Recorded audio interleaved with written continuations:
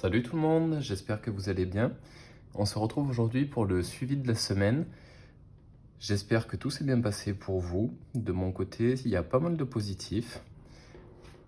On va attaquer par le bilan que j'avais fait en début de mois, où j'avais budgétisé 30 € de plus sur le salaire par rapport à l'augmentation du SMIC qui n'était pas arrivée.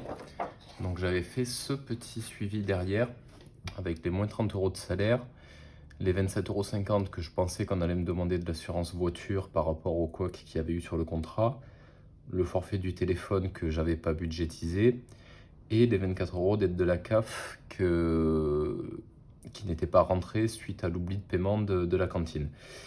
Ça me faisait 116,49 € à trouver sur ce mois-ci qui avait été budgétisé en trop du coup. Au final, ce qui s'est passé, c'est que j'ai bien eu les moins 30 € de salaire. L'assurance de la voiture, j'en ai parlé, je crois, dans la dernière ou l'avant-dernière vidéo. J'avais budgétisé 330 € de prélèvement. Au final, j'ai eu 308 € et des poussières de budgétiser. Et les 27,50 € n'ont pas été prélevés. Donc, il me reste 21,26 € en positif, finalement. Donc, c'est très bien. Le téléphone, pareil, je pensais du coup que j'allais devoir payer les 34,99 € de Bouygues, plus les 9,90 € de chez Orange. J'ai eu un mail dans la semaine de Bouygues, comme quoi il me devait 16 € et des poussières. Donc au final, sur les 34,99 € que j'avais compté, je dois, entre guillemets, que 18,06 €.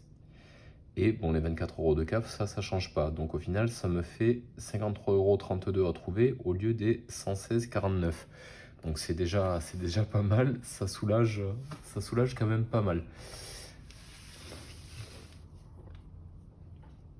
Alors, pour le suivi du classeur, alors je suis un peu en décalé du coup, parce que j'avais clôturé le mois de mai, je crois, une semaine avant certaines budgéteuses. Du coup, c'est vrai que je suis un peu en décalé et perdu sur les S1, S2, S3 par rapport à certaines.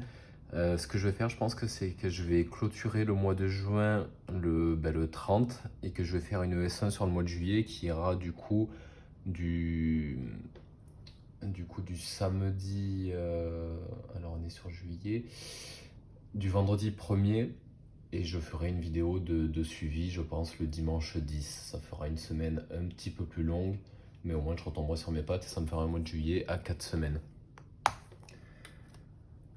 Alors, pour le budget nourriture, là je reviens des courses, donc du coup je vais pouvoir finir mon mois avec ça.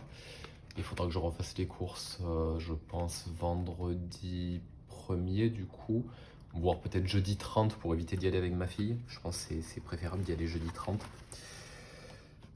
Donc pour ma S4, du coup, je viens de faire les courses. J'en ai eu pour 40,41 € et donc il me resterait 34 € tout rond en plus, puisque je vais finir mon mois donc, comme ça. Donc c'est très bien, je suis content. Ça fait quand même une belle économie.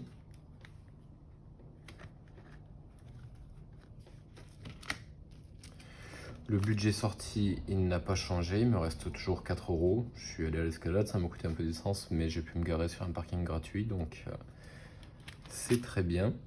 Le budget santé, j'ai eu un remboursement de 10,50 €, donc je suis repassé dans le positif. Il me reste 10,02 €. Le budget équipement n'a pas changé. Le budget shopping a un tout petit peu bougé, donc ça y est, j'ai réussi à avoir les vêtements de l'ami d'une amie. J'ai eu quand même 3 sacs, donc c'est très bien, elle a largement de quoi faire. Par contre, je lui ai juste acheté des petites chaussures de plage, parce qu'on a trouvé une alternative à la plage, parce que je déteste aller à la plage. C'est un lac qui est très près de la maison, ça me fait moins de route en plus que pour aller à la plage. L'eau est beaucoup plus chaude, il y a moins de monde. Les vagues en moins, c'est moins dangereux, je trouve, pour que ma fille apprenne à nager. Mais par contre, voilà, il y a des cailloux, donc j'ai pris une petite paire de chaussures là, à 9,90 € pour qu'elle soit un peu plus à l'aise et qu'elle ait moins mal aux pieds en marchant sur les petits rochers. Et je pense que moi, cette semaine, je vais profiter un tout petit peu des soldes. Il faudrait que je me rachète quelques hauts.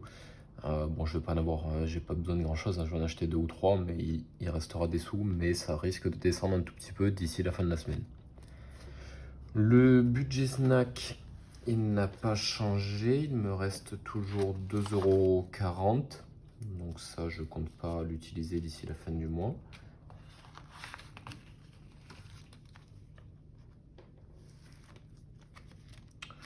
Le budget voiture n'a pas changé, toujours 21 €.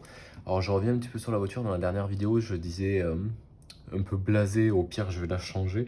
Alors pour vous expliquer un peu la situation, la voiture on me l'a donnée, donc elle m'a coûté, la carte grise a changé, plus quelques petites réparations, j'avais les pneus qui étaient morts dessus, donc bon, j'en ai pas eu pour, c'est une voiture qui m'a coûté peut-être 500 € on va dire.